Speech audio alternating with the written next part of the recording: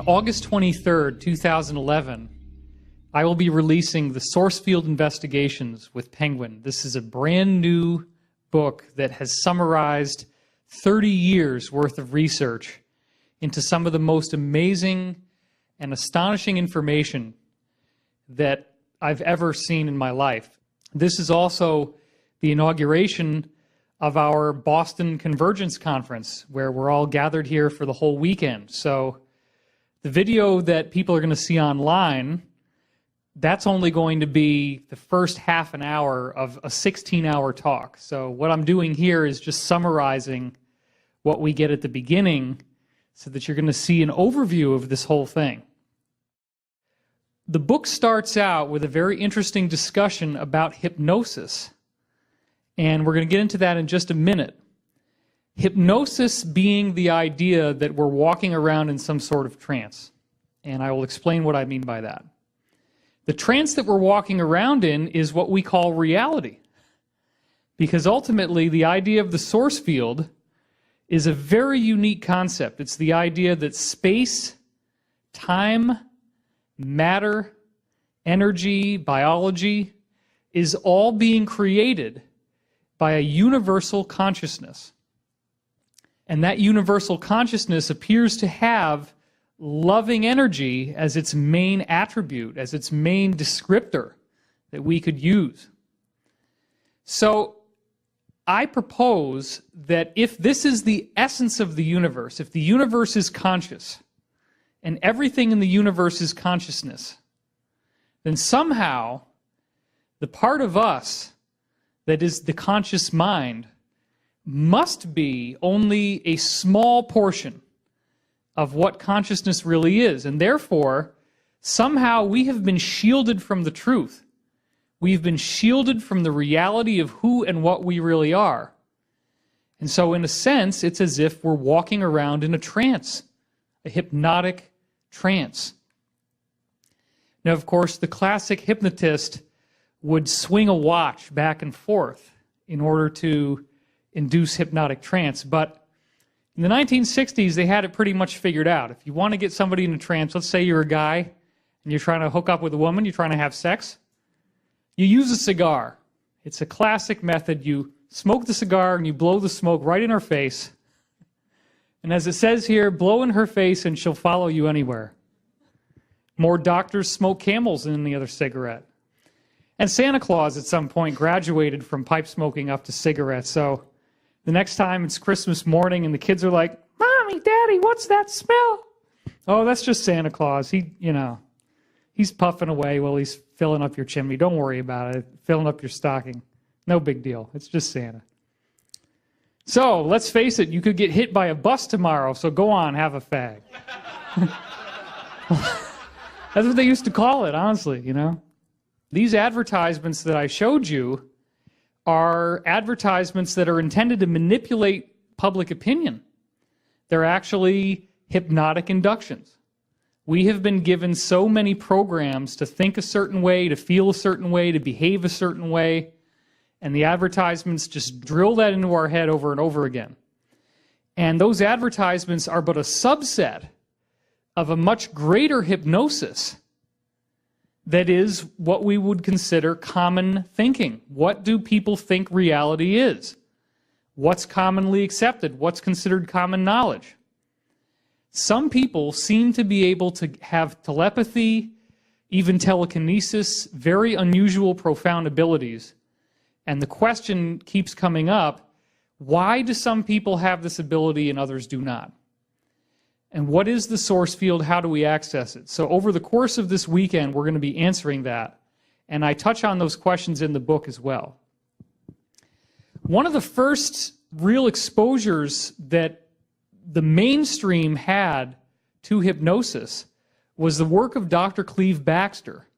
Now, Dr. Cleve Baxter actually was working for the military and researching hypnosis on the side. And in the course of his research into hypnotic trance states, he actually took a very aggressive move. He hypnotized the secretary of the commanding general of the Counterintelligence Corps. in December 1947. Now imagine this. He walks into her office. There were very few books to read on hypnosis back then. So he had just read everything he could on the subject. He'd already had success with this in college, but then he went on after college to go into the military as a result of Pearl Harbor.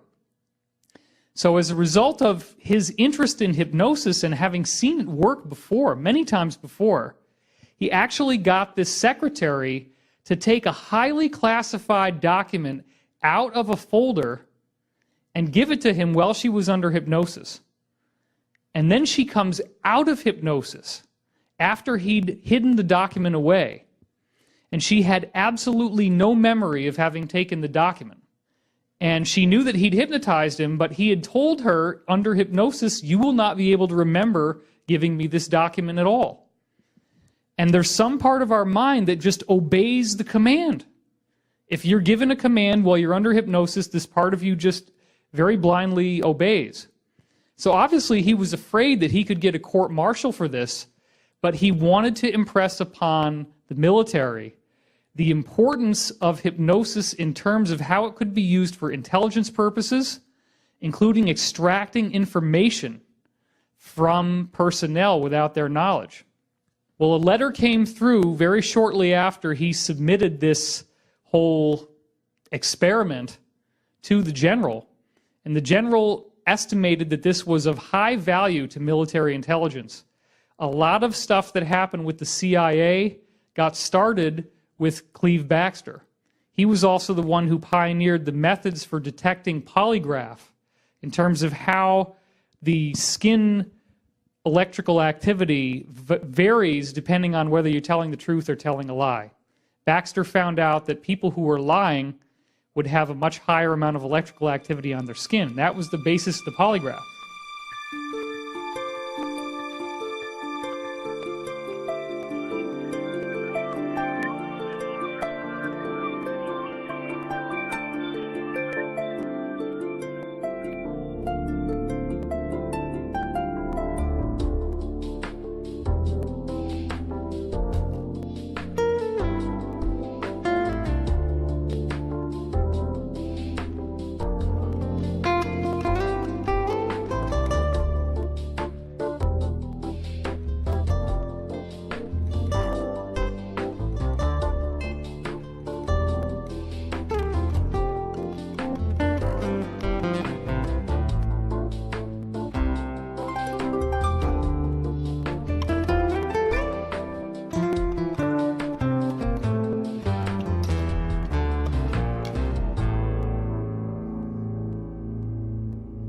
This brings us next to Harold Sherman. Now, he wrote a book called How to Make ESP Work for You. And that was in the late 1960s, and it was a very, very important book in my development. It was the first book I read when I was 7 years old, and I began practicing the exercises. So I was 37, just turned 38 when I finished source field investigation, so that's why I say that it literally was 30 years worth of research. Because one of the quotes that's in the book comes from this book I read by Harold Sherman when I was 7 years old. And he describes using hypnosis in a very, very unique way that we might not have realized. He's talking about a famous hypnotist named Dr. Thomas Garrett, who hypnotized the son of a famous playwright from Broadway. So this was a mainstream kid who was a high-profile person because of his father. He had a falling out with a fiancée who was going to a sorority at Wellesley College. They were going to get married. Something bad happened between them, and he thought that it was all over for good. He was really distraught about this, so he went to Dr. Thomas Garrett seeking hypnotherapy, seeking some sort of treatment for this. Now, here's the strange thing. Dr. Thomas Garrett had experience with hypnotizing people and telling them that under hypnosis they can fly, they can go anywhere they want, they can walk through walls, and it's no big deal. It's just a natural ability that we all have, as if when you're hypnotized, you're automatically having an out-of-body experience, having an astral projection. So this son of the Broadway playwright was instructed to go to the sorority building while he was hypnotized to visit his fiancée. And sure enough, he was able to go there. He was told that he could fly right through her door. And in fact, he did go right through the door. He then found her at her desk, and she was actually writing him a letter, hoping that they would be able to get back together and reconcile their engagement. He was so excited about this that it almost knocked him out of hypnosis. But Dr. Garrett was able to keep him calm enough so that he could look over her shoulder and read the letter that she was writing. So he dictated the letter word by word, and Dr. Thomas Garrett wrote down every single word that he said, exactly what the letter was.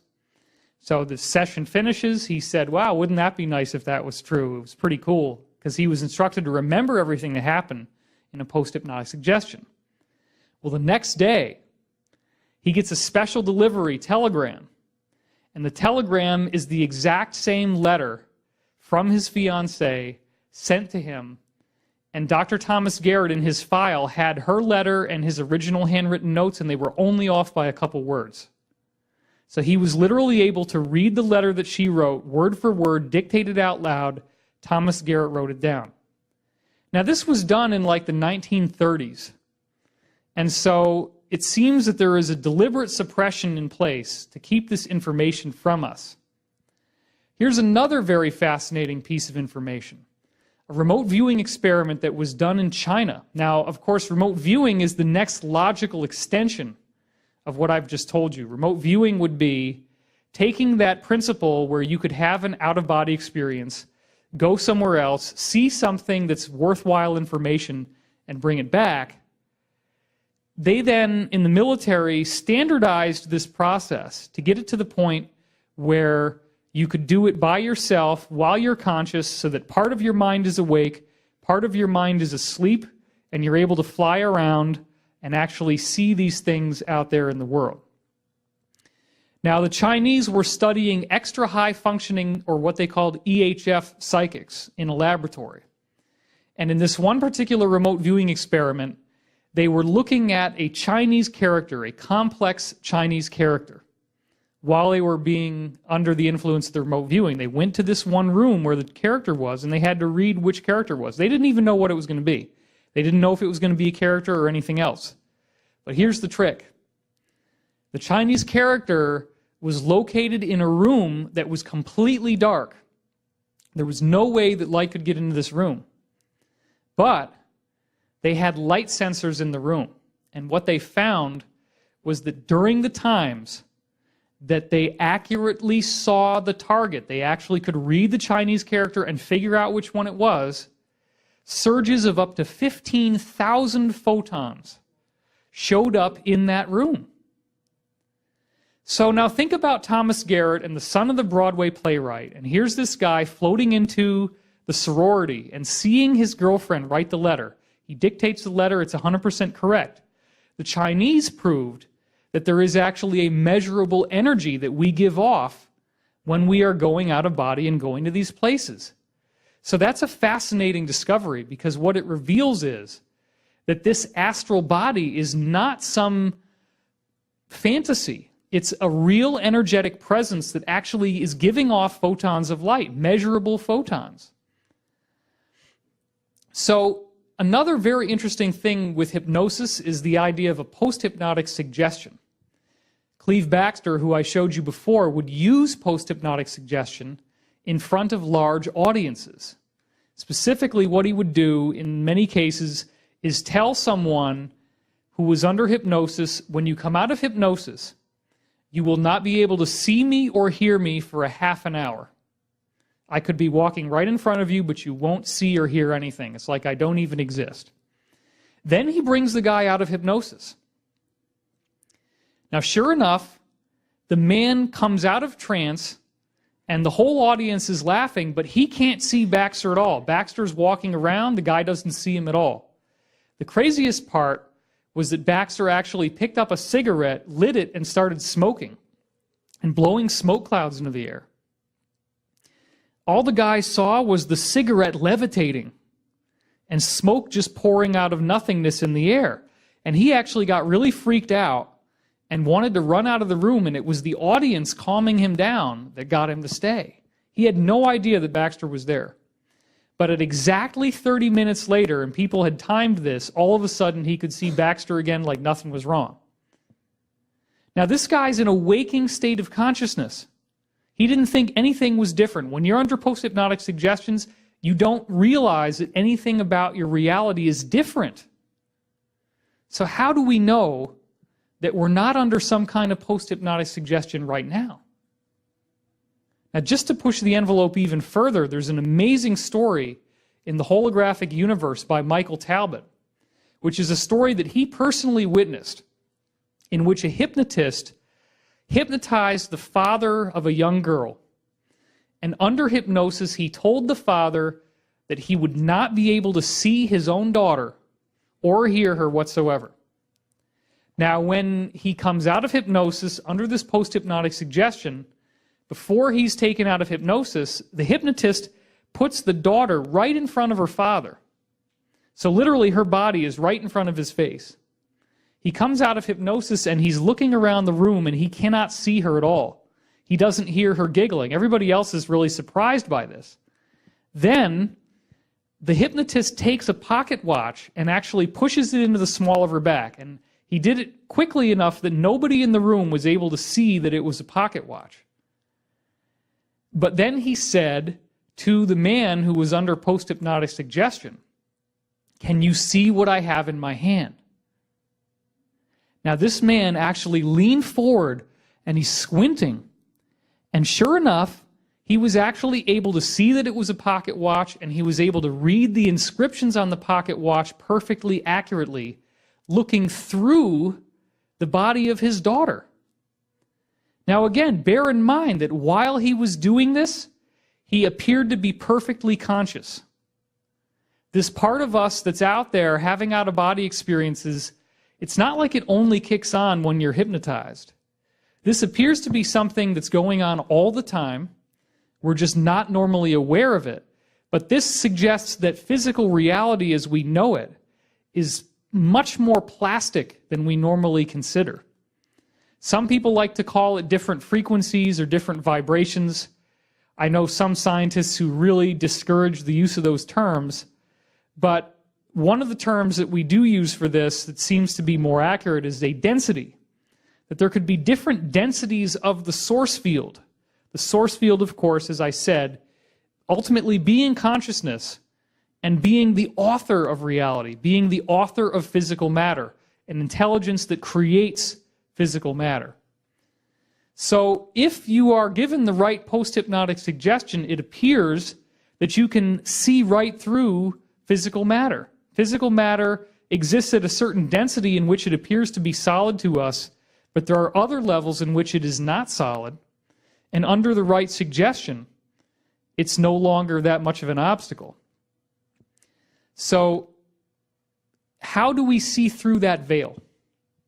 If physical matter is only one frequency or one density, then what is the secret that's going to allow us to get through that veil? That's one of the big questions that I address in the source field investigations and at these weekend conferences, of which this is just the beginning of a huge adventure that we're going to be doing. I propose that we already do have an astral body that's floating around and living in the source field. So the question, do we have an astral body? Absolutely yes. There's so much evidence for that, and we're going to go through a lot of that over the course of the weekend. And I believe that that part of us that's out there floating around doesn't just send photons to the area we're looking at. Now remember, the Chinese said in their research that when the subject was accurately remote viewing the target, up to 15,000 photons burst into the room all at once.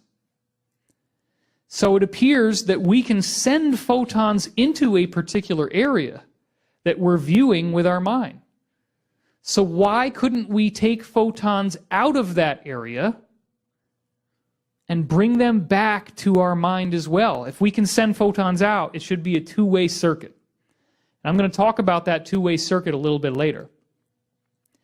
In other words, I'm saying you could actually be floating around in your astral body, seeing things with what appears to be your eyes, although the question of whether you even have eyes in the astral body or whether it's just an energy body is an interesting question.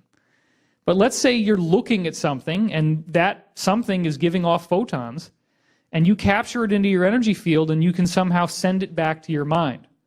This is exactly what I believe is happening. A little bit about non-local mind. This is another very, very fascinating discussion.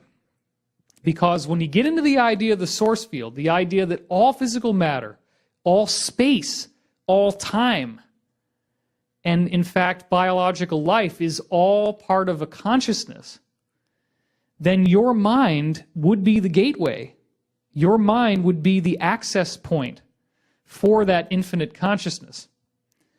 This changes the whole idea of what thoughts would actually be.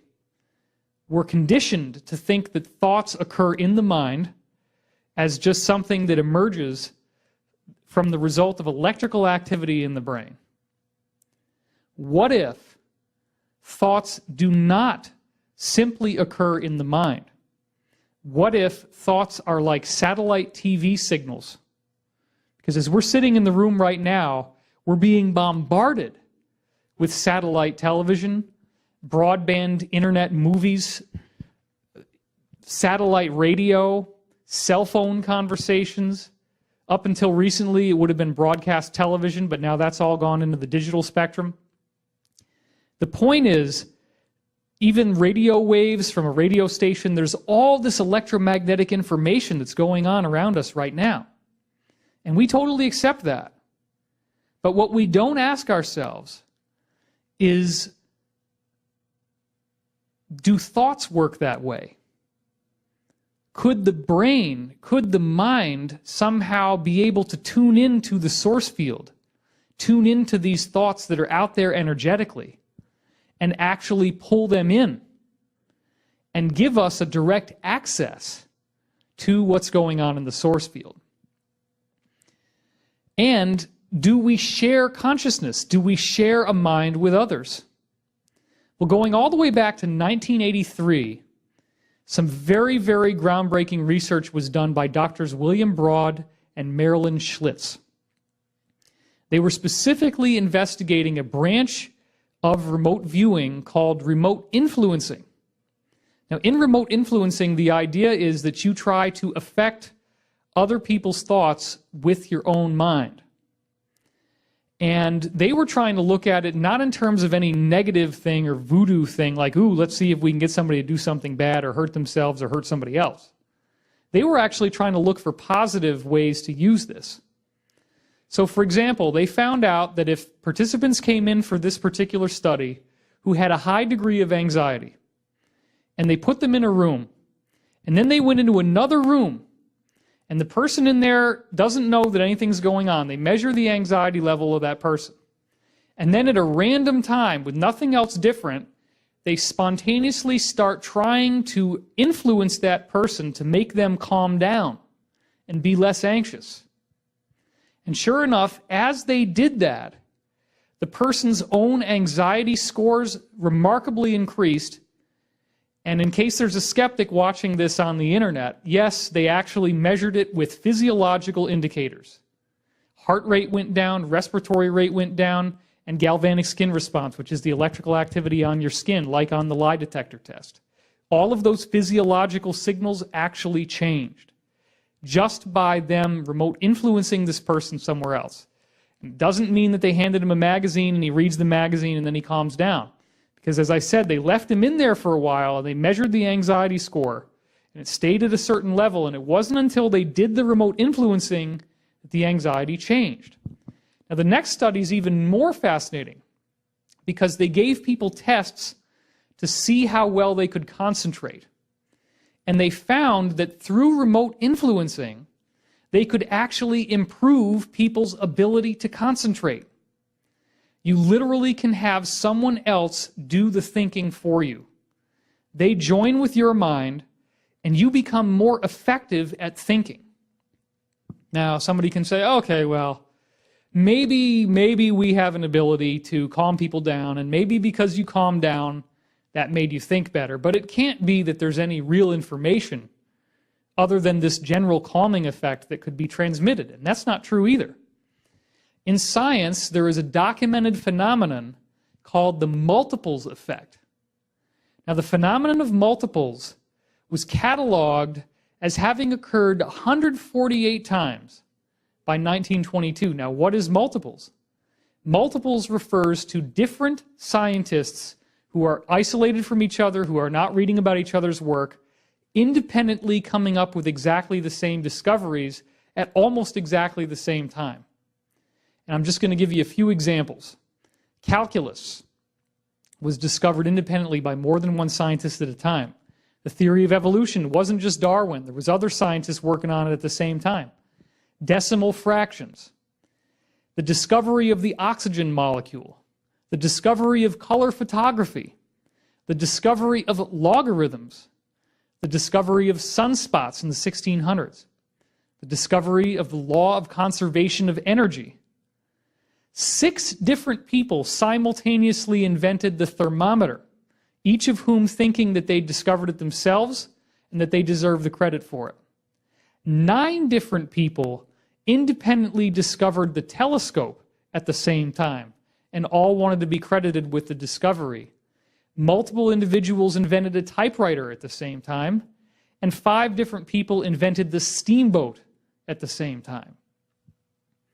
So what I'm telling you is that as we're working on these problems, as our mind is trying to solve something, and we start to have new insights, it's as if those insights are actually creating an informational field, a code that goes into this global mind that we're all sharing, and other people can access that information directly.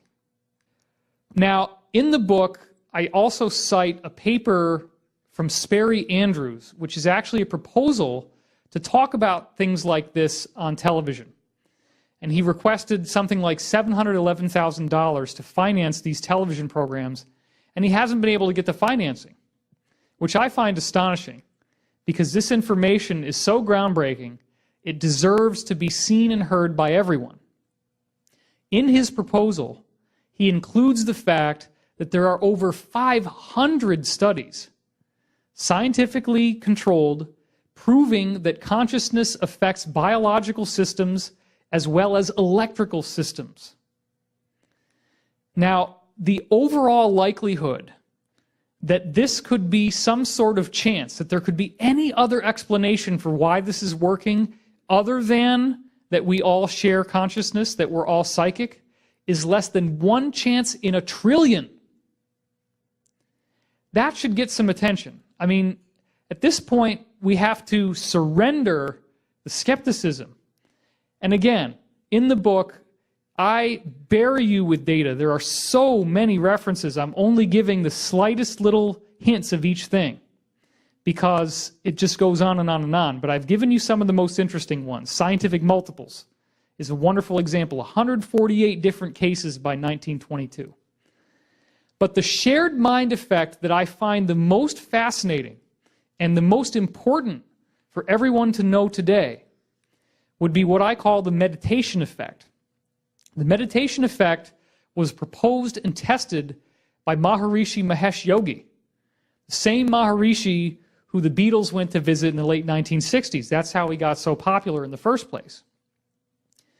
The Maharishi was of the belief that if you got square root of 1% of the world's population together in one room, that those people, if they meditated, could have an effect upon everyone in the world. So sure enough, what they found with the Maharishi, or what I call the meditation effect, is that 7,000 people meditating together caused a 72% reduction in terrorism around the world. Now, how does this work? What I'm trying to say here is that the thoughts of violence were influenced to a very disproportionate level by thoughts of love, peace, and harmony. The people who were going through this meditative practice were reaching a state they called pure consciousness, which means that your mind is uplifted, you feel extremely blissful and extremely at peace. And in that state of consciousness, there appears to be some sort of radiant effect that goes through everyone's mind on earth, so that your emotional feeling is actually not just a private event. The way you feel in your mind and in your heart is influenced by the world to such an extent that 3 out of 4 people worldwide decided not to pick up that gun and commit an act of violence, not to blow up that suitcase bomb, not to crash that plane, not to dive in through the wall, or whatever it is that they want to do to cause mayhem and chaos. So think about that the next time that you start feeling stress, anger, concern, worry, etc. It's a good habit to get into the practice of asking, is this mine or someone else's? And there are many, many studies in the book, for example, from the Institute of Heart Math, showing that if you live next door to someone else, that you actually will synchronize brainwave patterns, heart rate, respiratory rate, and even galvanic skin response. The person who you might not ever speak to, well, I live in Los Angeles, so I can speak from personal experience, right? When I lived in Santa Monica, there were people living right next door to me. I didn't know who they were. I saw them occasionally, but they're only 20 or 30 feet away. Do you think the source field is interrupted by those walls? No. The source field goes right through the wall. Now, here's the cool part, though. Whoever had more coherence in their brainwaves, heart rate, respiratory rate, and galvanic skin response won out over the other person. So the loving energy, the loving consciousness superseded the negative consciousness. And obviously in the meditation effect, it has a worldwide effect. Just a small group of people getting together and working on this can have a disproportionate effect on how everyone thinks and feels. And that is an astonishing fact. It's been proven in over 39 different studies. And again, the odds are at billions to 1 against chance that anything else could have been responsible. They ruled out weekends, weather, police and crime activities. They ruled out government changes, everything. The only thing that caused this was people meditating. So this brings us to the pineal gland, something that I talked about in my other video, 2012 Enigma, which I never would have imagined that by December 1st, 2008, that video was #1 most viewed on Google for that day. It was an astonishing thing that happened. And it's done a lot of good that it got so popular. But I do talk about the pineal gland at some length in that video. And here I want to talk about the pineal gland specifically as the center in the brain, the physiological center that is the access point between your astral body that's out there floating around and the physical body. Now, let's say you're trying to solve this scientific problem and you're trying to discover calculus, or you're trying to discover decimal fractions, or you're trying to discover color photography, and you're working on the problem. I believe that you have this astral body that's actually going around and looking for people who are working on the same problem in the source field. And when you see somebody else who's working on it, you're spying on them. And you'd probably be giving off photons in the room where that person was. But it also appears that you have direct access to the actual information of their thoughts, that you can actually pick up from a universal data bank, or at least in a worldwide data bank, the same information that they already have. So the pineal gland, according to many, many different ancient traditions, appears to be the main access point between that astral body and the physical body. It's the physiological center that determines how psychic information gets in. As you can see here, it's in the middle of the brain, and it is shaped like a pine cone. If you look there on the right, that's a drawing of what the pineal gland looks like. It's actually upside down from where it really is in the brain. But it is a small gland. It's about the shape of a pea. It has kind of a reddish, purplish color inside the brain. And there's some interesting things about it, because when you look at these ancient traditions, we find many, many different traditions giving pine cone type examples in their literature. Now, first of all, we go to Babylon. Babylon has the legend of the primitive mountain. It is said to be the location on earth where the gods contact humanity. In sculptures of the so-called primitive mountain, it's shaped much like a pine cone or the idea of the pineal gland. When we go into Babylonian art, we see sculptures of the god Tammuz actually holding a pine cone in his hand as if this is a very important tool that he's using in his work, which may well be psychic. In Egypt, we have the Ben stone. Stones are often used to depict the pineal gland. You can clearly see in this image that the stone is shaped like the pineal gland. There are two serpents coming at it on either side. Those serpents are called the Uraeus, and they represent the Kundalini energy, which is believed to be coming up from the root chakra through the 33 vertebrae into the brain. And number 33, that sounds familiar, 33 vertebrae. Well, one of the things I have in the book is a quotation from Manly Palmer Hall saying that the 33 degrees of Freemasonry actually correspond to the 33 vertebrae in the spine, and that the goal of Masonry is to get the adept to awaken the pineal gland. But as we're going to see, it's not just Masonry that's doing this. It's major world religions of all different varieties. So many of them keep giving us the same metaphor. The Egyptian metaphor is also interesting because you'll notice on either side of that Ben stone are two birds. Those birds are called Bennu. But when the Bennu was translated into Greek, the word got changed to phoenix. So the phoenix is obviously the bird that dies and is reborn. It is consumed in flames, it collapses to ash, and then it is reborn out of the flames. So it appears that this is the pineal gland and that there's a message here about this sort of astral body that's going out there, flying around. It's dying and reborn. When you go into your out-of-body experience, you're flying around in this other form. But then it dies when you come back to your physical body, only to be reborn when you have another out-of-body experience later on. In Egyptian mythology, the staff of Osiris, and we're going to meet him in a little bit here, has a pine cone on the top with the two Uraeus serpents intertwining up towards it. Again, this represents the Kundalini spiral, and those two serpents twining together, according to many scholars who are sort of on the fringe, also could represent the DNA molecule. When they spiral together, it looks like the double helix. When we see this image of King Tut, one of the gods on earth, we see the Uraeus serpents coming out of his forehead, where the pineal gland is located.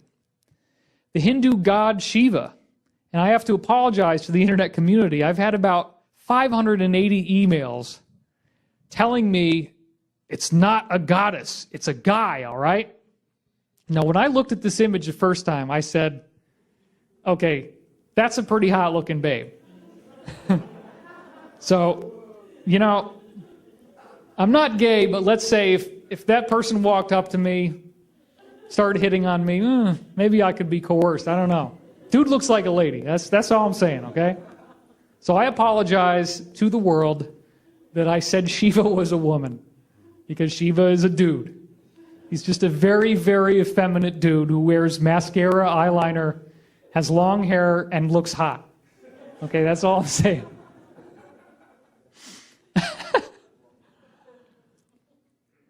So this man has this interesting hair which is stylized to look like the pineal gland. It's very obvious when you look at the image. And he has the Uraeus serpents wrapped around his neck, and he has the bindi, or the third eye symbol, in between the eyebrows. Now remember, we've already gone through Babylonian tradition, Egyptian tradition. Now we're into Hinduism, which is a geographically isolated culture with exactly the same symbols. Well, now we're going over to Mesoamerica, clear on the other side of the world, and here it is again. This is Viracocha. This is the Mayan god who is the lord of the underworld. And what we're seeing is a very complex image in this sculpture where he is emerging in his face from the mouth of a serpent. The serpent, according to various scholars like John Major Jenkins, represents the galaxy, and specifically he believes there's a lot of Mayan art that says that at the end of this Mayan calendar cycle, that the ecliptic plane of the Earth, the tilt of the Earth, aligns with the center of the galaxy. It's actually perfect around 1998, but it's pretty close to 2012. So that's one of the things we have. But if you look at this image, the coils of the serpent appear to look like the pineal gland. Very, very similar. And what's even more interesting, which I don't know if you're going to be able to see it too well here, is that he has this necklace around the serpent's tongue. It's as if he's wearing a necklace, and many of the parts of the necklace appear to be pine cones with energy waves streaming into them. And I have a great picture of this in the book. We did a line art illustration of this in the book. So he's literally wearing this big necklace full of little pineal glands with energy waves shooting into them, and the whole entire structure he's in looks like a pineal gland. And of course, this was a white-skinned god in an area in which no one else had white skin. Very interesting fact. Here's another image from Mesoamerica of a sculpture in which pine cones are very prominently illustrated. Another very interesting flagging of the pineal gland, and there are others. Teotihuacan's temple has pine cones all over the place, which might be corn, but it looks an awful lot like a pine cone. It doesn't really look like corn. Now we move on into Greek tradition. They have the omphalos stone, as you see here, a very clear illustration of a pineal gland. And it is believed that the omphalos, again, is where the gods first land when they come to humanity. And it was also used by the oracles to be in contact with the gods. So the legend of the omphalos is that it is a stone that allows you to contact the gods directly. And of course, it also is symbolic of the pineal gland inside the brain, which would do the same thing. Dionysus, the Greek god of death and rebirth, also has the pine cone on the end of his staff, as you saw before. Bacchus is what he got named when he goes into Roman tradition, and he kind of gets shifted around a little bit into the god of drunkenness and revelry. But once again, it's the pineal gland, the pine cone on the top of his staff. Now we're going to go into a whole other area. We've already hit off Babylon, Hinduism, Egypt, Mesoamerica. Now we're going into Asia, and we're looking at Buddhism. And Buddha's hair is stylized like a pineal gland, just like we saw with the god Shiva. And he also has the bindi, the third eye, once again. You go over to Ireland, another geographically isolated region, and they have this Turo stone, which again is shaped just like everything else, the pineal gland, and it appears to have flickering stylized flames across its surface.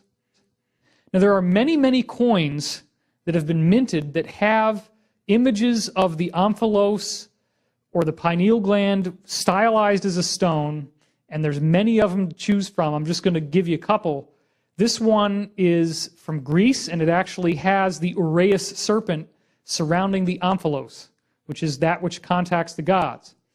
Roman tradition has many, many pictures of this same stone, except in Roman tradition, it gets renamed from omphalos to betel. And it's a little funny because the AE is kind of pronounced E, so it's more like beetle. Now, interestingly enough, this appears to be the derivative of Bethlehem, the birthplace of Jesus. The birthplace of Jesus, the Christ consciousness, it's a metaphor through the betel in the mind, through the pineal gland. That's how the Christ consciousness is awakened. And here on a Roman coin, we have the eagle symbolizing the phoenix, the Bennu bird, when you go back to the Egyptian sculpture, and the Egyptian painting I showed you. The Bennu bird is here, the eagle, not the phoenix, and he's poised on top of that betel stone. Well, the Romans also did something else very interesting with the betel stone. This is all historically documented. I'm not making this up. They stylized the betel stone as if it were a pyramid.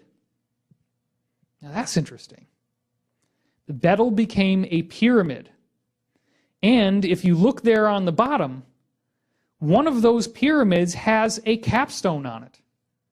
There's a clear line of demarcation, and the top is a capstone. And on the other side of many of these coins would be the winged god. And in another example, we have a Roman coin with the betel on one side and the eagle on the other. Now, if this is all starting to sound curiously familiar, you're right. Because the Great Seal of the United States has the eagle on one side, and then it has the pyramid on the other. Just like we see in Roman coins. The eagle is another symbol of the gods, which in some cases they actually drew the gods. The betel, the third eye, the pineal gland, got stylized to become a stone and then became a pyramid with the capstone on it. But this is a Roman coin that's now reiterated on American currency. So what's going on here? That third eye on top of the pyramid could very well be the third eye in the brain. Could be the opened pineal gland. So is there a hidden message in this symbol? I'm going to get into that very soon. So all this Roman tradition, I'm showing you Greek coins, Roman coins, it's very clear that there's been this pineal gland tradition that stayed true for long periods of time. And of course, you remember me talking in the 2012 Enigma about the Vatican, which has this Court of the Pine Cone, this massive bronze sculpture. One of the largest sculptures in the Vatican is a big, gigantic pine cone. And look at those birds on either side of the pine cone. Those are the Bennu birds, the Egyptian phoenix birds, symbolizing the transmutation of the soul that is possible when you awaken your pineal gland. And they have the open sarcophagus in front of that pine cone, which symbolizes a time where there will be no more death. You can clearly see someone posing in front of this sculpture, how massive in size it is. And of course, along the bottom, we have these two Egyptian-style Sphinx-type lions who are lying on top of a pedestal that has Egyptian hieroglyphics on it. So for this to be seen in the Vatican should be scandalous, but nobody seems to look at it any differently. Now here's something new. This is a sculpture, a photograph of a sculpture that is in the Court of the Pine Cone. If you look on the right, you see a big hollow space inside the building. And inside that hollow space is the pineal gland sculpture, the Court of the Pine Cone. There's the bronze pine cone, right? But then to the left, in the middle of the court, is this massive bronze sculpture. Look at the people standing around it. You can see it's like 3 times the height of a person. It's massive in size. And it looks like an eye. But there's something interesting about this eye, isn't there? It's got a vertically slit pupil. It's a reptilian eye. Well, that's kind of interesting. Now here it is up close. You can see what appears to be all this machinery inside of it, as if it's the gears of the cosmos turning. There's a lot of things that are suggested by this sculpture. It includes the idea of bodies in collision, perhaps ancient times where planets collided with other planets, maybe making what we now know as the asteroid belt, which is apparently one of the legends that the gods had, is what's the real nature of the asteroid belt. But you also see what appears to be the gears on the interior sphere are at a 90-degree angle to the gears on the exterior sphere. Now, why would that be significant?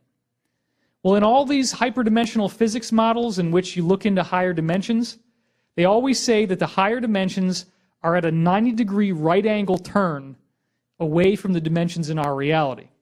Now, that's obviously ludicrous, because you can go anywhere in space you want, make a right angle turn, you're still going to be in space. You're not going to suddenly wink off into a higher dimension. But that's the prevailing model, and that appears to be part of what this is intended to tell you. Your pineal gland is a gateway to higher dimensions that you access with your consciousness. In the Vatican, you have these obelisks with the Christian crucifix apologetically included at the top. So they're clearly borrowing from these ancient Egyptian mythologies, showing that there's an obsession with this stuff, right on up through the staff that the Pope himself is holding, which has an unambiguous pine cone right above the part where his hand is, and below the part where Jesus is, representing again the Christ consciousness. And Jesus is on a tree, representing the world tree, this consciousness field that we're all a part of, all the branches of the tree connecting everyone's minds together and connecting us out to the universe. Well, that pine cone seems to symbolize the Pope's mind being in direct contact with that Christed awareness, with that higher consciousness. And even in the Bible, just so that Christians don't feel left out, there are some absolutely obvious quotes from Jesus that clearly indicate that he was aware of the pineal gland and how important it is to any spiritual path, including the positive, loving, awakening of consciousness that he was trying to teach us. In the book of Matthew, Jesus says, "The light of the body is the eye. If therefore your eye be single, your whole body shall be full of light." And that's chapter 6, verse 22 in the book of Matthew. If your eye be single, your whole body shall be full of light. It doesn't mean that you got to poke one of your eyes out in order to become psychic. It's saying that when your pineal gland opens, your body becomes enlightened and aware. Jesus always was speaking in parables, so this is a hidden metaphor for the pineal gland. Well, let's not leave out Islam, the Muslims. Here is an illustration of Mecca and this building that you see with massive numbers of people around it in the middle of a pilgrimage. Now, the building is normally covered by black curtains, as you see here. Occasionally, what they do during these pilgrimages is they will actually lift up the curtain, which is a very interesting symbolic metaphor for the awakening of the psychic mind, the awakening of the consciousness of the adept, peeling away the veil. Well, do they go any further than that with the metaphor? Absolutely. What you're seeing now is a cutaway diagram of what's actually inside that building.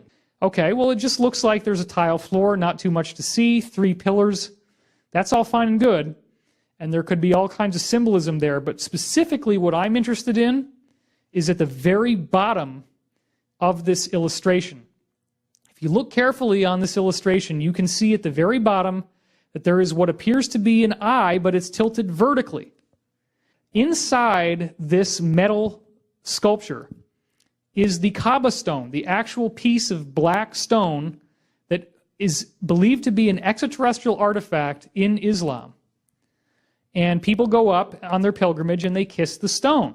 The holster apparently was built around it in order to keep the pieces from falling apart because the stone actually cracked. The whole reason why everybody goes to Mecca is they circumambulate around this building, meaning they walk around it in circles, they go up to the stone and they kiss the stone. And as you can very clearly see, it is a stylized third eye, clearly indicating that the Arabs also believed that the trick to Muhammad's abilities, to Jesus' abilities, Jesus is seen as a master teacher in Islam, is the awakening of the pineal gland.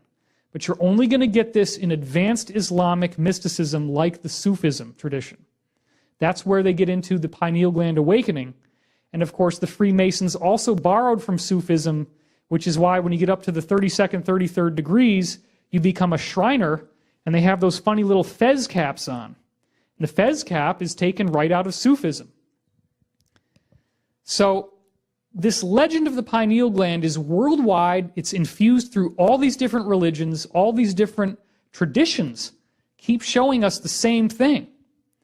Now, how does this actually work inside the brain? The trick to understanding the pineal gland is to realize it's not just a chunk of flesh. It's mostly hollow. And inside that hollow area is water floating around. Then the interior tissue that the water is connected to has little cells that are called pinealocytes. And the pinealocytes appear to be almost exactly the same as the rods and cones in the retina of the eye. In the book, I have hardcore mainstream science studies one after another analyzing these pinealocytes, saying that they look like the rods and cones in the retina, and breaking it down as well, because it turns out that the pineal gland is wired into the visual cortex of the brain just like the eyeball. They actually call it a phototransduction cascade. So what's the big deal with the water? I mean, if you have this retina inside your mind, it's wired up like an eye, it has retinal tissue, what the heck is it looking at? Well, it appears that there's crystals in the water, and then darkness activates some sort of electromagnetic shield around that water, which then allows it to open itself to the source field. So, when you get this electromagnetic activity, and I'm going to explain all this as we go on, the electromagnetic activity as your pineal gland fires up, you'll feel this pressure, this buzzing sensation like a tone or an acceleration in your head.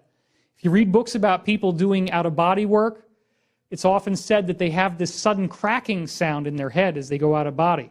A very loud, something like that. Sorry, that's really loud. But that pressure, that feeling like there's a sound in your mind, appears to be this electromagnetic shield firing up in the brain, shielding off the radio waves and all the conventional electromagnetic signals from our reality. And without those signals getting in the way, the source field can bleed its way through.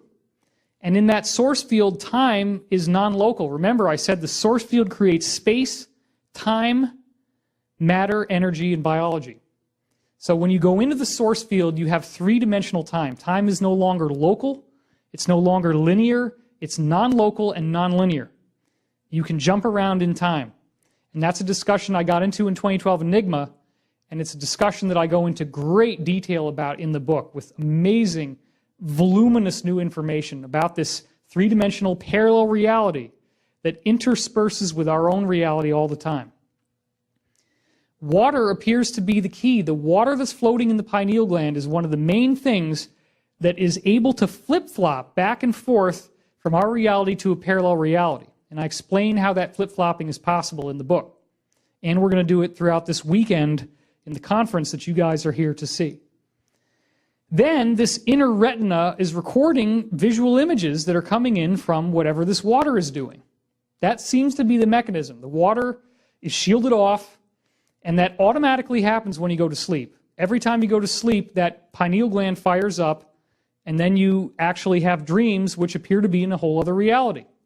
I have multiple studies in the book showing people having shared dreaming realities, clear examples time and again that the place that you go when you're remote viewing or when you're out of body or when you're dreaming is a real place. Also the place of ghosts.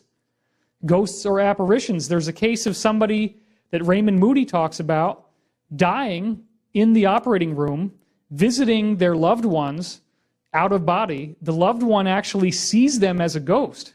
They have a conversation. The person is then resuscitated, and they both remember the same conversation.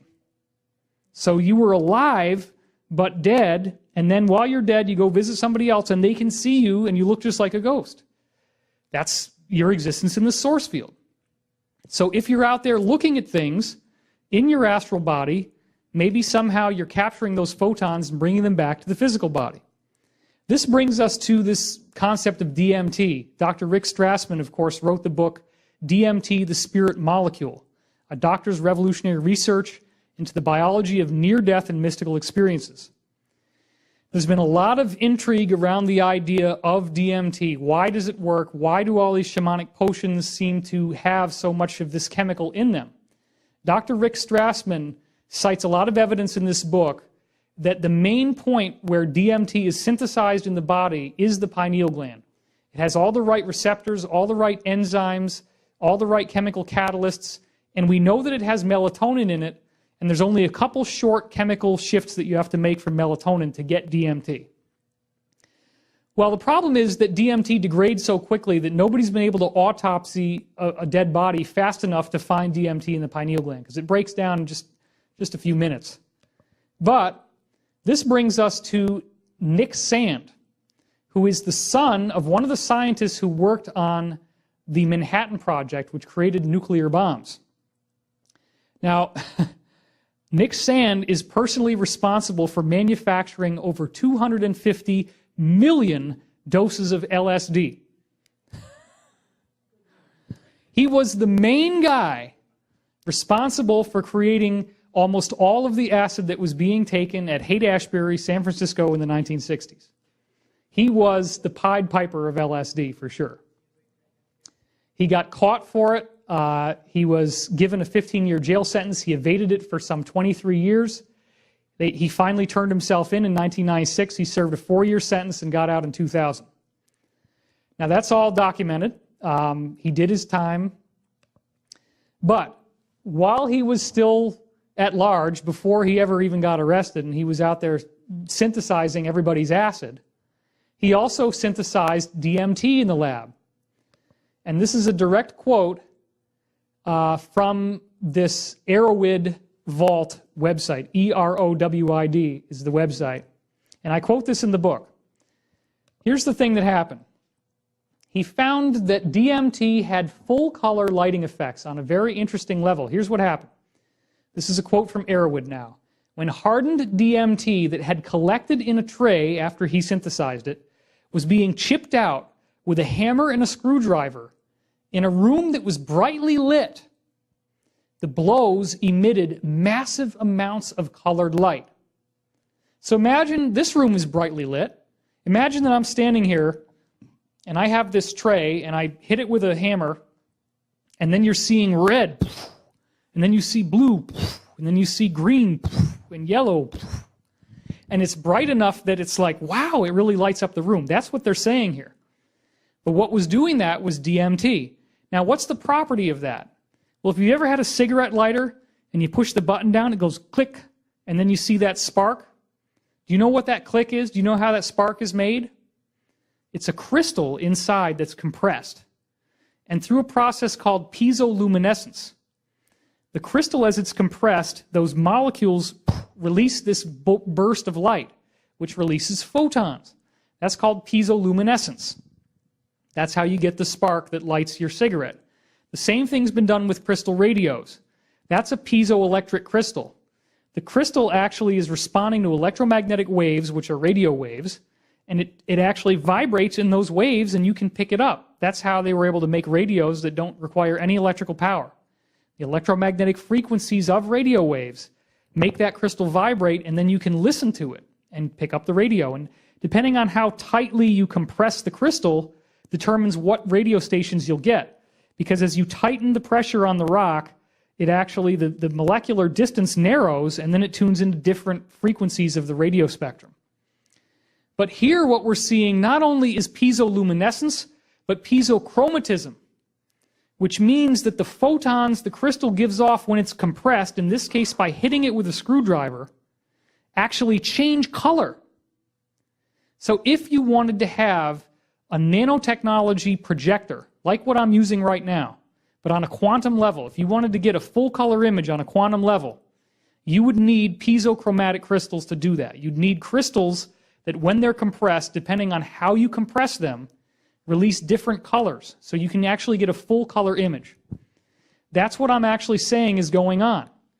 The pineal gland has DMT crystals, calcite crystals, and other crystals that are floating around in that water, and they appear to be piezochromatic, meaning that as they're compressed by energy fields, they give off colors of light, different colors, a full color image, ultimately. When you shield off the electromagnetic signals going into your pineal gland by that energy firing up, the source field, which is just as energetic as electromagnetic energy, it's the same basic substrate, it's actually what gives rise to electromagnetic energy. The source field is able to vibrate those crystals and release the photons of whatever your astral body is seeing. So literally what I'm saying is that as your astral body is out there floating around looking at things, you pick up those photons, you send them back to your pineal gland, and then it vibrates those crystals and gets caught by the retinal tissue and fired into the visual cortex of the brain. This is explained by the idea of the silver cord. Many people, when they go out of body, claim to be seeing a silver cord that is connecting their astral body to their physical body. The vast majority of these reports say that the cord is connected at the exact location where the pineal gland would be, in the middle of the eyebrows or at the back of the head. And it's in the same location in your astral body. So what if this silver cord is actually a traversable wormhole? What if it is literally a stargate connecting your physical body to your astral body, so that in your astral body you're looking at photons, and you could be sending photons through that cord out to where you're looking? Remember the Chinese remote viewing experiment? They saw photons appearing in the room. The photons are captured by your astral body, they shoot through the silver cord, they go into your pineal gland, and then of course it picks it up. So the key again is to shield yourself off from the conventional electromagnetic fields that are all around us most of the time.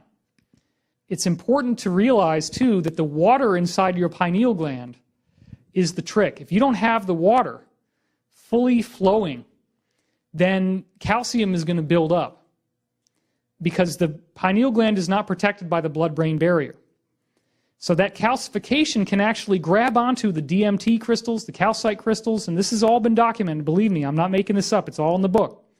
The calcification can get so extreme, as you see here, that almost the entire pineal gland is just a bony lump that actually shows up on x-rays and allows them to figure out if you have a brain tumor, because the tumor pushes the brain off to one side and the bony lump actually moves. So look, you don't want this to happen. And the trick to making sure this doesn't happen is making sure that you're having a pure diet. There are so many things in our Western dietary system that calcify the pineal gland and will make you much less psychic. And that includes, the biggest offenders would be refined sugar, white flour, fried food, and factory-raised meat. If you can eat ethically raised organic meat, or none at all, but a little meat is good. If you can have, specifically fish would be like the best pineal gland activating meat to have. Organic fruits, organic vegetables, lots of fresh, clean water. Specifically, the best kind of water would be reverse osmosis. You want to get those minerals out of your body. You got to give your body a chance to decalcify. And the more organic and raw food you can eat, the faster that's going to work. Whereas all these other foods, like white flour, which is in everything, pasta, bread, that's going to calcify your pineal gland and make you notably less psychic. And if your pineal gland gets really, really calcified, it's related to anxiety disorders, mood disorders, schizophrenia. It's even related to tremors like multiple sclerosis and Parkinson's disease. All are correlated with a calcified pineal gland, as I reveal in the book. So I don't think that this information has remained obscure. I believe that the reason why you see the Great Seal of the United States on the back of the dollar with that third eye in the triangle on top, the reason why that's there is because they know about this. And you even see it here in this poster from the Da Vinci Code, the triangle around her eye. It's the same thing. Well, the source field is directly related to biology, and this is how we launch off into understanding these ancient prophecies of the dollar bill and everything else, which I'm going to get into that. We see now that we are actually emerging from the source field, that life is an emergent phenomenon that comes directly out of the basic laws of quantum physics. This was discovered very recently, just as the book was going to print. I'm so glad that I was a slacker and didn't get the book done on time, because as a result, I was able to get this study into the book, so important, from Dr. Luc Montagnier. Here he is in his lab, Nobel Prize-winning scientist who did this discovery, as you see in this headline, can our DNA electromagnetically teleport itself? One researcher thinks so. And if you read the bottom, it says, Nobel Prize winner Luc Montagnier describes a phenomenon in which DNA emits electromagnetic signals of its own construction, ghost DNA that can be mistaken by enzymes as the real deal and replicated in another place. Essentially, it's DNA teleportation. Now, this was all over the place. It was all over the science journals and everything. What you're seeing here is the actual picture in the middle describing how this was done. I like this image of him because here he's got two vessels of water next to him, and this is exactly what happened. He had one vessel of water that had DNA floating in it, just a little bit. And then another vessel of water, another test tube, that didn't have DNA in it. And it was totally sterilized water.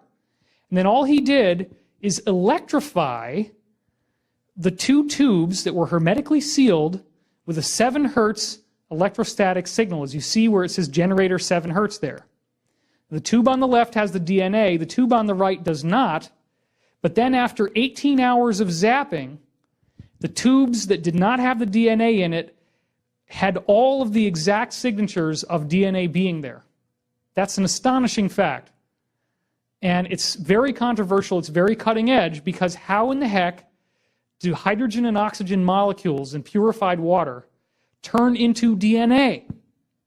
It completely boggles the rational mind. How in the heck could that happen? But it goes beyond that. This scientist, Professor Ignacio Pacheco, came up with this study, which is a big mouthful. But what we really want to focus on here is what he did. Pacheco takes a tube of regular water with sterilized beach sand that had been heated up to 1,000 degrees Celsius. He then lets it cool off. He puts it inside the test tube with the distilled water. He caps it off, and he sterilizes that, and then waits 24 hours, and this little scum grows at the top, which he called a surfactant, just to be scientific. Scum doesn't sound scientific enough. Now, if you don't sterilize the beach sand, if you just take this beach sand, dump it in the tube, sterilize the tube with the water in it, wait 24 hours, scrape it off, and look at it under a microscope, this is all you get. Just a bunch of blobs. The trick was sterilizing the sand. Just like in Montagnier's research, where he had those 2 tubes of water, he sterilized the water, okay? In this case, he gets these little guys growing in the water. But all it is in there is sterilized beach sand. This one actually looks almost like a brain. It's got 2 hemispheres. This clearly looks like it was the beginning of a plant that was growing. Obviously, it broke off in the course of going on the microscope slide. You can see where the stem broke off, and obviously the roots are no longer visible. And then even individual leaves started falling off from these little plants that were growing. Here's one of them. And here it is up close, an image of the cells inside the leaf. Very clearly a living biological creature, a little biological plant in this case. Here you see what looks like a red blood cell with a little diamond below it. That would be the silicon starting to crystallize. Now you see what looks like a white blood cell. Here we have what appears to be some sort of larger organism. It's a larger object. And in some of these cases, they begin to form a hard shell around them, almost as if they're becoming shellfish. This could be actually a spiraling little seashell starting to form. And then this guy, this is the one that really blew me away the most. You have a head, you have a body, you have a whole defensive system of spikes built around that creature. And I ask you this question: where the heck did his DNA come from? Where the heck did the DNA come from in Luc Montagnier's test tube that was zapped with 7 hertz electrostatic energy? The answer is DNA appears to be written right into the source field. It's written into the information that makes our reality. Now, not only is life being created by the source field, but it appears that you can beam in different codes to the source field and change one organism to another. This appears to be the real mechanism of evolution. And this was discovered by Dr. Peter Gariev using nothing more than laser light. This is what he did. Here he is on Russian television. Here he is doing a lecture. So you can see this is a real guy. Here he is in his lab. Now, the research that he conducted involved eggs that were laid by a frog. The eggs that were laid by a frog were still embryonic. They hadn't gone very far. Then he has a salamander. He takes the eggs from the salamander and zaps them with a green laser, and then redirects that laser light from the salamander eggs into the frog eggs. And by nothing more than that, the frog eggs had a complete metamorphosis and transformed into salamanders with no evidence of ever having come from a frog in the first place. So what I'm trying to tell you here is that the source field is the source of life. It is not random Darwinian mutation. Charles Darwin's father was a 33rd degree Mason. So do you think maybe there was a reason for them coming out with this idea that if you're the best killer, that you might be the most highly evolved on the planet? Well, it also, Darwinian evolution very conveniently removed the idea of a higher power. Oh, it can all be explained by random. It's just a bunch of things knocking together. There's nothing divine in the universe at all. You're just going to die and that's it. You don't exist anymore. Well, I don't believe that. I believe that human life, the DNA pattern that actually takes little particles, just like the water in Montagnier's test tube was rearranged into DNA, little particles can be rearranged into DNA, and that DNA can have the full template to build a human being. Sergeant Clifford Stone, one of the Disclosure Project witnesses in May 2001, testified that there were 57 different varieties of extraterrestrial that he was exposed to in the course of his work for the Black Ops divisions of the government. 57 varieties of extraterrestrial, and they all looked more or less human. The gray with the big eyes is about as far deviated from what we look like as any of them, and many of them look a lot more like us than you would believe. So this could all be explained by this idea that DNA is a quantum emergent phenomenon. Well, this brings us to the gods that are in every ancient culture. Who were they? What did they say? Every culture worldwide has human characters showing up with advanced capabilities, levitation, telekinesis, telepathy, beaming beams out of their hands that can kill people with one. If you get too close to them, you're trying to threaten them. Well, I'm just going to focus on a few of them. There's many more examples that I give in my all-weekend conferences. Here's the Egyptian god Osiris. Now notice the color of his skin. It's obviously green. And notice his hat. It's a very large hat, which seems unnecessary for the size head that he would normally have. Well, he's accredited with building the Osirian, where these massive blocks of stone, some of which are 100 tons, were effortlessly levitated into place, apparently. Now look at this. Here he is posing with others who do not have green skin. So what the heck is a green-skinned human doing among these other people? Well, the guy on the right wouldn't be a normal person either. He's got a hawk head. But the woman on the left doesn't have any unusual shaped head. That's probably one of the people from here. But there he is, sitting on his throne with green skin and this massive head. So that's a very interesting phenomenon. Then Osiris's son is Akhenaten. And again, he's wearing a massive hat. And you can see here the hat has a roundness to it at the top. Well, is that only a hat or is something else going on? Here's one of the images of Akhenaten and Nefertiti, his wife, with their children. Now notice from the side view that their heads are very large. The hat, at least, is very large. Well, the skeptic says that doesn't mean anything. Okay, here's another image of that from the side. And here's yet another image, a carving of Akhenaten, Nefertiti, and their children, where you can see again the very enlarged cranium behind Akhenaten. He's the one in the front. And there it is up close. Okay, here's another image of their little children. Notice they have the same funny little body shape that he does and that Nefertiti does. And again, they have these very strange heads, which we're going to get into that a lot more in just a second here. Here's another image of Akhenaten with a very large head. So you see this is a repeating theme over and over again, and there's that body shape. Now here's an image of Nefertiti, and once again you see the shape of the head appears to encompass more of that hat than would normally be human for us. There's something going on here. Here's another image of how large that hat is, taken from an actual sculpture of her that was found in one of the graves. Now here's another image. Now look at this. You see on the right, Nefertiti's head, it's got this very large pattern around it. And here's another carving showing the unusually sized head on the right. Now that's the one that really is the money shot. Because now what we're seeing is her head without any hair, without any hat on, a very enlarged skull. This is highly, highly anomalous. It's not like any skull we see on Earth. Just to make the point clear, there is a granite carving of their daughter Amarna, and look at that head. That is at least twice the size of a regular human cranium in terms of the brain capacity. You can look at this sculpture from all different angles, and you see this is a very, very unusual phenomenon that is occurring here.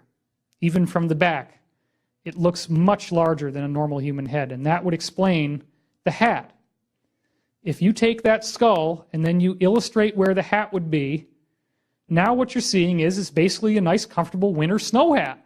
You just put that sucker on. It doesn't need a whole lot more in the back, but that would be a normal-sized hat. To us, it looks enormous, but if your head is that big, then you'd need a hat like that in order to be comfortable. Now, here's another image of Akhenaten, it's a diorite stone, a much heavier stone, and you can see again the enlarged head. And here's another carving. This was a sketch showing that enlarged head of Nefertiti, and Akhenaten's on the left. Now here's another illustration of their daughters. Again, you see that very weird-looking skull. And I want to point out that there is a noticeable difference in the shape of their body from a typical human body. Now, this looks fairly similar, except that the ratio between the rib cage and the waist, where the hips are, is a noticeably smaller rib cage. There appears to be a larger height between the sternum and the pelvis. The rib cage appears to be at least 2 inches taken in on either side from where a normal human would be. And the spine appears to be a lot longer. The length of the spine appears to be longer. Now, people might say, oh, well, this is stylized. This isn't really how they really looked. I disagree, because every illustration we see of them is of them having this really, really narrow rib cage, the unusual pot belly, which, some people say, oh, well, Akhenaten must have had Marfan's syndrome. That's the only explanation for that. It's not true. Everybody's got the same thing. And here we see when they're with their children, the children appear to be fully proportional adult proportions while they're still at the size where they should normally look like infants. So it appears that their heads come out smaller, and you can actually see that same oddly shaped head in the children. And here it is again, an illustration of these children. And they all have that same funny shaped body. You can especially see it in this one. First of all, look at the proportion of the child to Akhenaten. The child is only up to his knee, but it has almost an adult proportioned body. It has that same narrow rib cage, that same funny pot belly shape. Now we go to King Tut. Same thing. He's got that big, big hat on. Once again, this is a little gold sculpture of him. Now here's a sculpture of him taken from the front. This is not the one you usually see. From the front, it looks totally fine. But let's rotate that sculpture 90 degrees. Oh my God, there it is. King Tut. Nobody would have ever thought that King Tut wasn't a normal human being born on Earth, but when you see his head from an ancient Egyptian sculpture, it's too big, just like the others. And there are all these skulls that have been found that look just like that. These are over in Peru. Elongated skulls, just like what we were seeing here. Multiple skulls have been found like this, some of which are actually at the Rosicrucian Museum, the AMORC Museum, a little north of San Francisco. You can actually go see these skulls. So this is not something that's been fabricated. These have been discovered. They have yet to be explained. And when the gods came here, they brought with them a message, a mythological message, the most important thing they want us to know. They kept doing it over and over again, and they encoded this secret into all these different mythologies. The secret is this: a 25,000-year cycle in the Earth's orbit, which is called the precession of the equinoxes. Why would they do that? Why would they keep telling us the same message over and over again? Well, first of all, let's examine how that message came in. It was two notable historians in the 1960s, Giorgio de Santillana and Herta van de Schend, came up with this amazing work called Hamlet's Mill. And what you see on this book cover is the earth at the bottom with a tree coming out of it.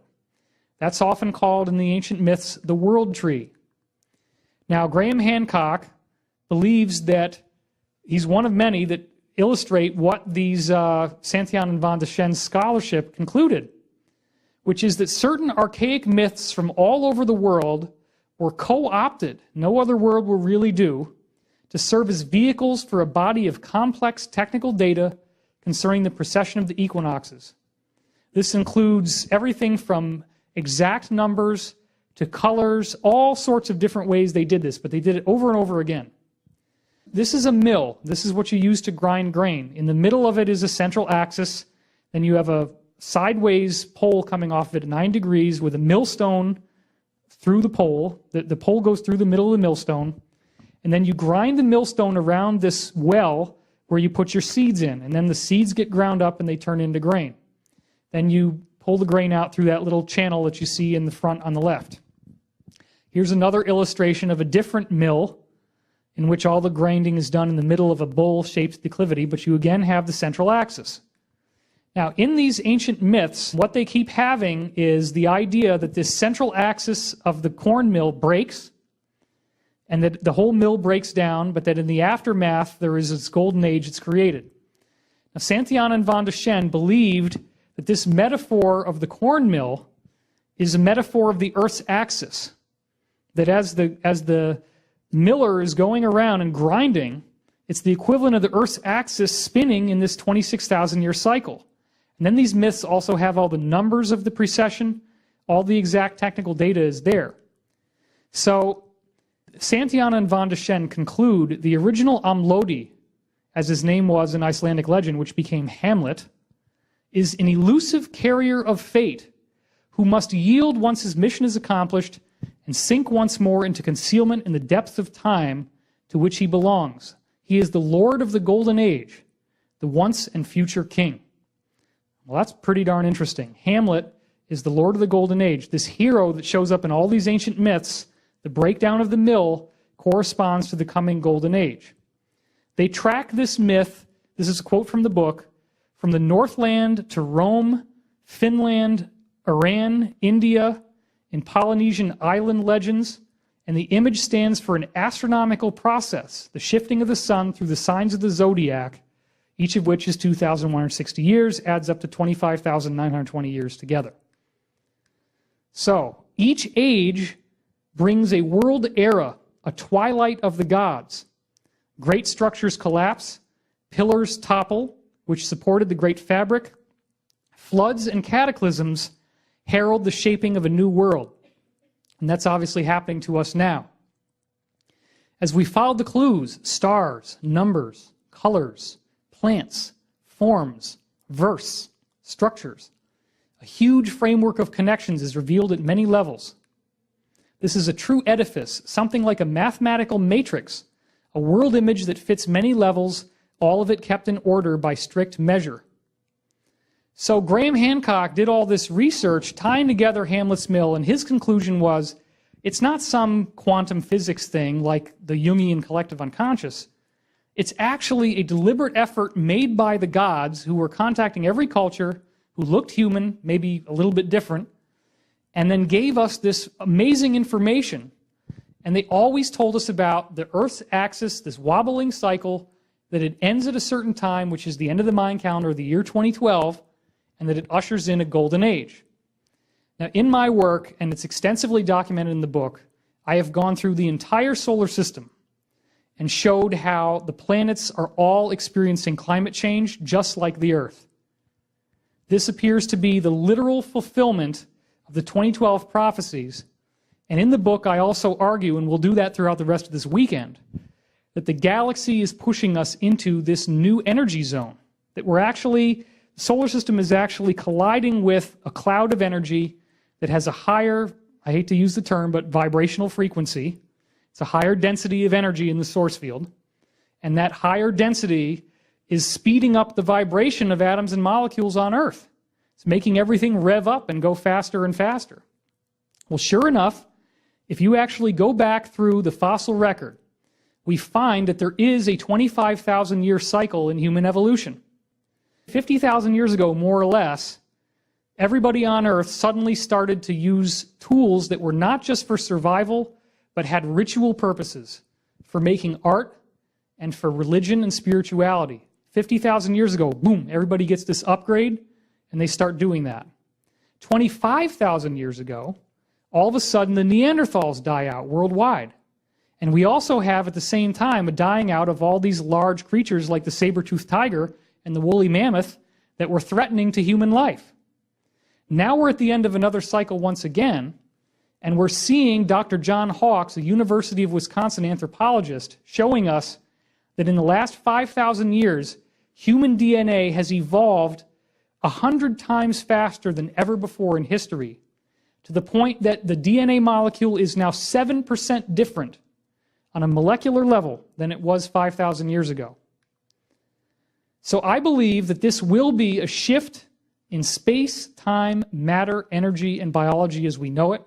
I lay out all the clues for that in this book, and throughout the rest of this weekend, those of you who are lucky enough to be here, you're going to hear the whole thing. Hundreds and hundreds more slides coming. This is just an introduction. All of this with the interplanetary climate change and the measurable DNA change that's happening now, that also happened 25,000 years ago, that also happened 50,000 years ago. This is the smoking gun. The gods knew what they were talking about. That wobble in the Earth's axis doesn't appear to be happening randomly. It appears to be the result of a force field that is pushing its way through. And as the Earth is actually pushing through the field, it exerts torque on the Earth's axis. And the field, whatever the structure of energy is the Earth is moving through, it takes the Earth 25,920 years to move through that energy, which I'm going to argue is geometric in nature. That energetic geometry takes 25,000 years, 920 at the end, 25,920 years to move our way through. And then this energy shift occurs. The founding fathers appear to know everything about this.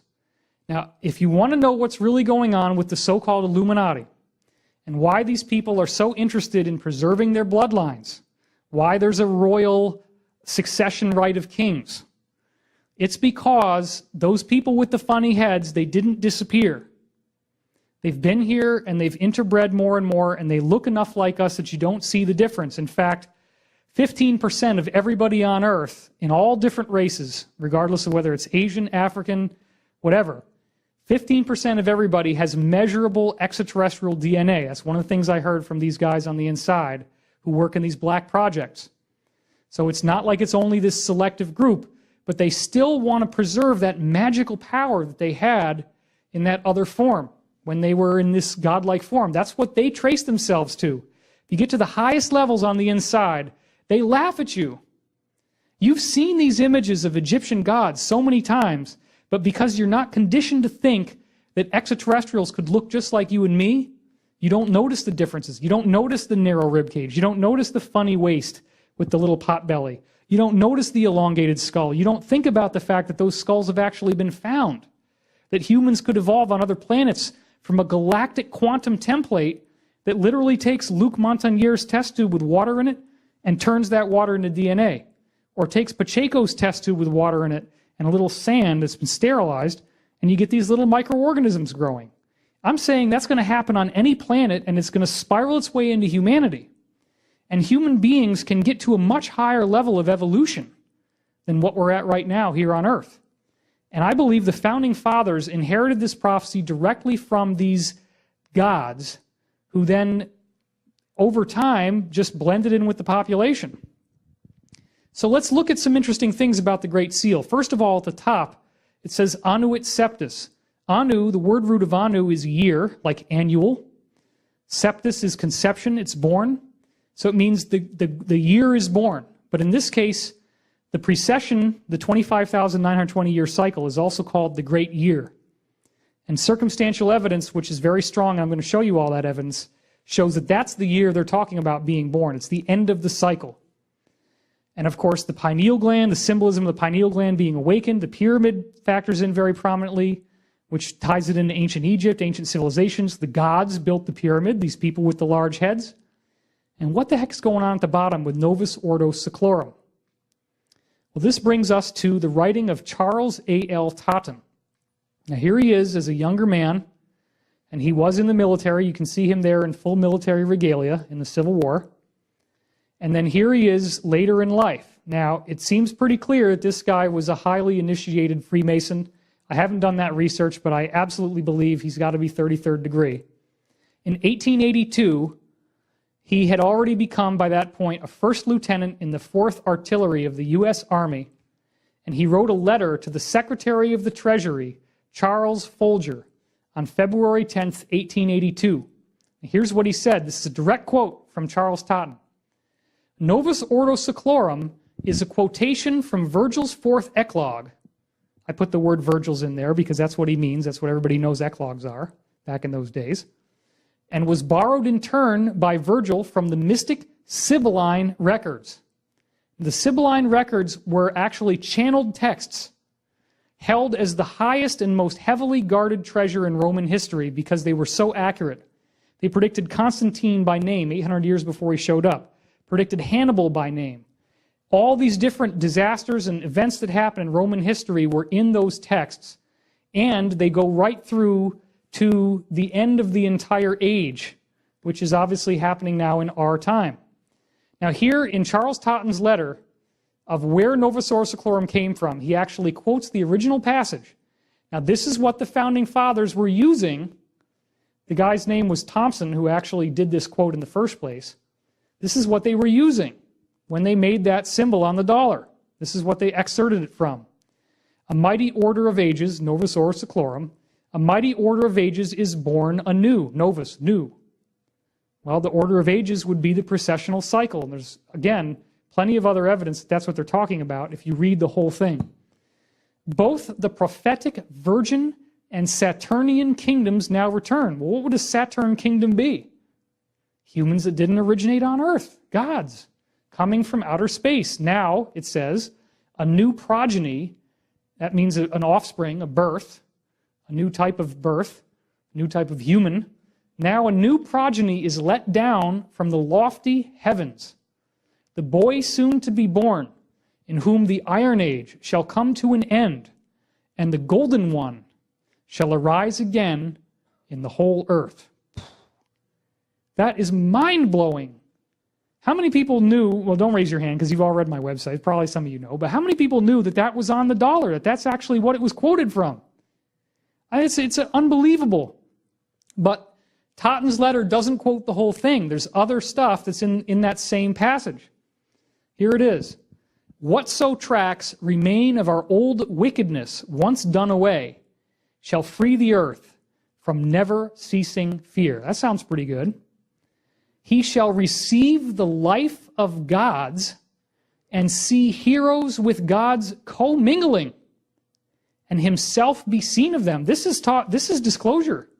And not just the government telling you that UFOs are real, that humans are in the ships, but the UFOs actually showing up at the end of the age, which is written into all these other prophetic traditions we can talk about, including ones that are modern. And with his Father's worth, reign o'er a world at peace.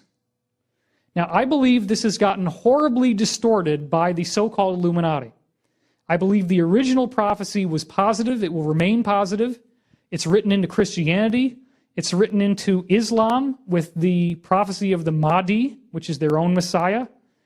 It's written into Hinduism. They're looking for the return of Krishna and Kalki. Every ancient prophecy, as we said, with this tradition, they talk about the coming golden age. And it's all hidden in the myths with the corn mill and all this stuff. It's in every tradition worldwide. This is the core of the prophecy. The gods return, heroes and gods commingling, humans on earth commingling with the gods, and we receive the life of gods. We become the golden one that arises in the whole earth. Humanity itself is transformed into some other form. Now, a lot of people laugh when I show them this, but after George Washington died, they drew him in an ascended state over and over again. They drew him becoming one of the gods. Here's the little angels putting a wreath on his head as he becomes an ascended being. Here he is as an embodiment of Zeus, holding Zeus's sword, and in that godly position. The finger going up represents him tapping into the pineal gland. Now here's another image of George Washington's ascension. In fact, I believe that's what I forget the exact name of this. This is out of Manly Palmer Hall's book. But another thing that's crazy that people don't realize is if you look down here, there's this god on the throne with the golden eagle representing the phoenix above him, and he's twice the height of all the other people in the room. Oh, well, that can't mean anything. That's just got to be a perspective difference. No, it's not. This is, again, showing you the gods. George Washington ascended up with the gods. And here's Lincoln. George Washington literally brings Lincoln up, and Lincoln also was believed to have ascended when he got to the end of his life. And so Washington puts the wreath on his head, which means he's now an ascended god. So they actually believed that the founding fathers didn't have to reincarnate again, that they automatically go into the golden age and the ascended state as this happens. Just to cement the point home, and this is the last thing that our video is going to end on, here we have the inside of the U.S. Capitol Dome. It's the most famous thing you see in America other than the Statue of Liberty or the Washington Monument. It's that big dome with the steeple on top. But if you go inside the dome and you look up, you see a painting in there, and this is the wide view of it, and it's called The Apotheosis of George Washington, and it's openly titled that. What does apotheosis mean? Man becomes God. And here, as you can see, George Washington is posing with all of the gods. They all have their little regalia. These are human extraterrestrials that came to the earth. They're being depicted here. He's now among them. And they show him sitting on a rainbow, which clearly indicates, if the gods weren't enough, that he has now ascended, because there are many illustrations of Jesus after his ascension also showing him sitting on a rainbow, indicating he's now in an ascended state. And if you go over to the Tibetan traditions, there are many, many illustrations of the rainbow body, which literally means that as you ascend and your body dematerializes, you start to get all these wonderful rainbow colors that are visible around you. That's the rainbow body state. Now here's something else that's very interesting. You see those little circles around the ring? There's a total of 72 of those circles. And of course, the Earth's precession moves by 1 degree every 72 years. If you add up 72 times 360, that gives you your precessional cycle, the whole cycle of 25,920 years. Now, inside each of those little circles is a 5-pointed star. And if you look really closely, there's a pine cone after every second ring. After every second circle is a little bitty pine cone mounted there, again showing the pineal gland symbolism. But let's look at those stars. There's 5 pointed stars, and there's 72 of them. You add that up, it's a total of 360 points. Now, if you take that 360 points, the total number of points, and then you multiply it again by the number of stars, which is 72, you come out with 25,920. This is one of the ways in which it is clear that the Founding Fathers wanted to encode this information about the precession into that illustration of what's going on around George Washington when he reaches apotheosis and he becomes a god. William Henry has talked extensively about this. This is really his domain. So I want to give him full credit for that. His website is williamhenry.net. We've spoken together a bunch of times. He does a lot more on this than I'm going into now. Next, I want you to look at the side area below the tall windows. You'll see on the right-hand side a frieze, as it's called, F-R-I-E-Z-E. It's a long illustration of various events in American history that's around the dome. And there's various examples, when the settlers came with the American Indians. But here's the one that I'm the most interested in. This is the moment where Cortez met Montezuma. And of course, as you look closely, you see Montezuma he's got the same interesting position of the gods. His hand is aimed at this fire that has a serpent in it. The serpent, again, it represents the pineal gland, the fire of the pineal gland, the awakening. The serpent is the uraeus, that kundalini energy coming up. But notice what's behind Montezuma in this image. It's the Mayan calendar. The Mayan calendar that ends in 2012, inside the Capitol Dome. Just to make sure that you got the point. Apotheosis, 2012, the third eye, the sigil on the back of the dollar bill. They wanted you to know this. They quoted Novus Ordo Seclorum saying that people will become gods. Why do you think the gods know that this is what's going to happen? Because they know about this cycle. They've seen it happen before. They're really excited about it, and they're going to be coming back very soon. That's what all this UFO stuff is about. And last but not least, we see what appears to be a code hidden in the pyramid.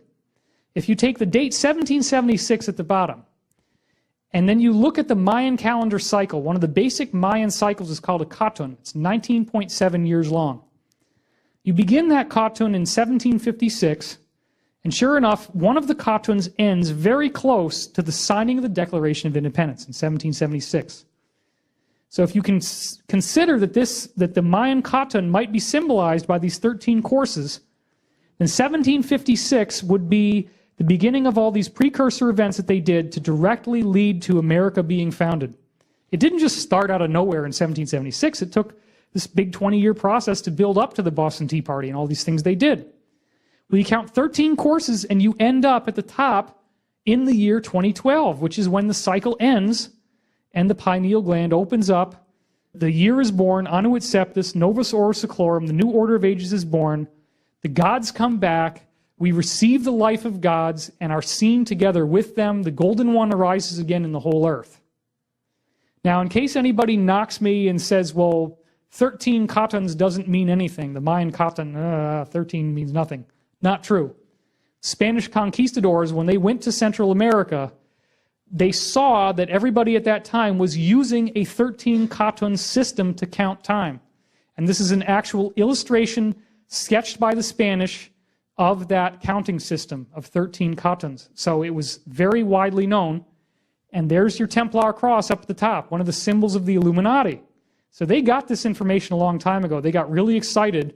And I believe that part of the timing of the Declaration of Independence was to be on that dividing line of 1776, which also Kabbalistically is 888 plus 888, which is another symbolism of the duality of positive and negative that makes the universe. So, look, it's all been laid out for you here.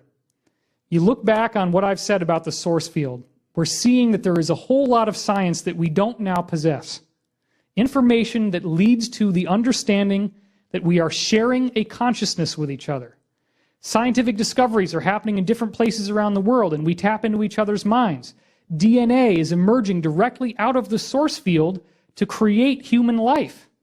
One species in Gareyev's research, the frog eggs were zapped and transformed into the salamander eggs. There is a provable 25,000-year cycle in human evolution. 50,000 years ago, boom, we start using all these tools for spiritual purposes and for art for the first time. We become a lot more interesting to hang out with, for the gods, probably. 25,000 years ago, the Neanderthals all die out, the big bad creatures all die out, the saber-toothed tigers, the woolly mammoths, the ones that threaten human life, boom, they're gone. And now we're seeing the DNA molecule becoming 7% different. The rate of evolution has increased by 100 times faster in the last 5,000 years. Provable microbiological evidence that we're changing. We can prove that the solar system is transforming, that climate change is not just an effect on Earth, it's happening throughout the solar system. So when Gareyev transformed those salamander eggs with light and captured that genetic code on the photons, zapped it into the frog eggs, I believe that's what's happening to us right now. We're moving into this new energy zone. It's activating the planets, it's heating them up, it's making the molecules actually move faster, but it's also increasing the source field vibration, which is making us become more intelligent. And the Flynn effect proves that. IQ scores have been going up 3 points per decade for over a century. It's another provable fact that's in the book.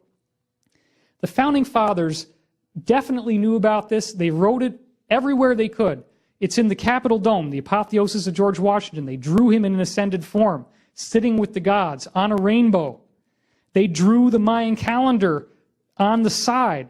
They put the 25,920 points, if you multiply the points in those stars by 72. Then they have it on the Great Seal of the United States, the awakened pineal gland, the pyramid with 13 courses. If 1776 represents the end of the first cycle, 2012 would be the end. So here we are at this unique juncture in our time. We have UFOs showing up more and more in our skies. I have extensively documented on my website, divinecosmos.com, this ongoing saga of disclosure, which appears to be building up to something. There's all these articles coming out about UFOs, UFOs, UFOs in the mainstream media. I don't think we're going to stay ignorant. I don't think this is going to remain mysterious. I believe that we are going through a galactic transmutation of what it means to be human. I believe that most of the people who are visiting us are good. They founded Christianity. They founded all the major world religions. They worked behind the scenes to give us what we needed to evolve, to become more loving people, to be more attuned with the source field, so that our pineal glands can awaken and we can be ready to become those light body people who are predicted to come here at this time of the end of the age. Everybody who watches my videos says, I've seen all your videos. And then I say, did you read my last article on the website? And then they go, you have a website? divinecosmos.com. Once or twice every month, at least twice a month, I write a new article. So part of what you need to do when you watch this video is don't stop here. Go back to my website, divinecosmos.com, look it up, read all this stuff. This is just a tiny portion of what I've done. Yes, you have to buy the book. It's only $30 retail. You can get it for like $18 on Amazon. It's totally awesome. This is just an eyedropper of what's in there. I want to thank you for watching this, and I want to thank you all for being here. I'm David Wilcock. See you in 2013. Thank you very much.